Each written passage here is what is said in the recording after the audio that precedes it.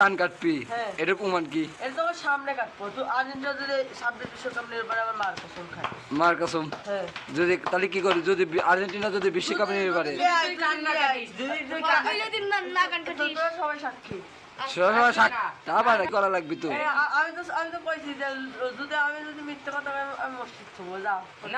না যে কোনো একটা কিছু তুমি একটা কি কি কব না কাট তুই ক যে এই কথাটা আমার কওয়া লাগবে কইস না। যদি কান না কাটিস তাহলে ওটা কি তাহলে কান যদি না কাটো তাহলে কি হবে? তুই ক যে কি শাস্তি আমার দেওয়া যায় তুই কইস না। তাহলে ব্রাজিলের প্রতি তোমার এত ভালোবাসা? হ্যাঁ কইস না এখন হ্যাঁ, স্যার। আর্জেন্টিনা যদি জিততে পারে আমার এই কানটা ঠেলা দেবো। হচ্ছে তো হ্যাঁ হচ্ছি যা হচ্ছে তো। হচ্ছি আর যদি কান না কাটো তাহলে কি হবে? ওই তো কইলাম না যে কোনো একটা শাস্তি দিবি যা। যে কোনো আমরা তো শাস্তি আমরা তোমার নিজ ইচ্ছে নেওয়া লাগবে আমরা কিছু করবো না। হ্যাঁ, তোমার নিজের ইচ্ছে তুমি তো পরে আসে আমরা মারবো আমরা জেল খাটবো আচ্ছা ওই যাও, অভিনয়। যাও, যাও, আমি তো কইছি কানকে ঠেলা দেবো। তোর ভাই করে আর্জেন্টিনা তুই ব্রাজিল কে? আমি ব্রাজিল অবশ্যই করবো কারণ আমার বাপ দাদা ব্রাজিল।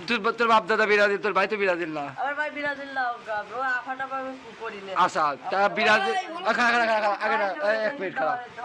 আচ্ছা ব্রাজিল সাপোর্ট করিস কি কোন হিসাবে কি দেখে? আমার নেইমার ভালো লাগে তাই আমি সাপোর্ট করি। 5টা কাপ দেখে?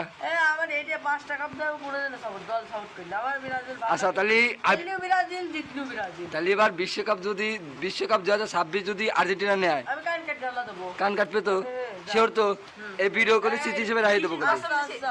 কিসের কসম? মার কসম। মার কসম হচ্ছে তো? হ্যাঁ, হ্যাঁ, যা। আচ্ছা মনে দিন থাকে। মনে আছে যাওয়ার। আচ্ছা।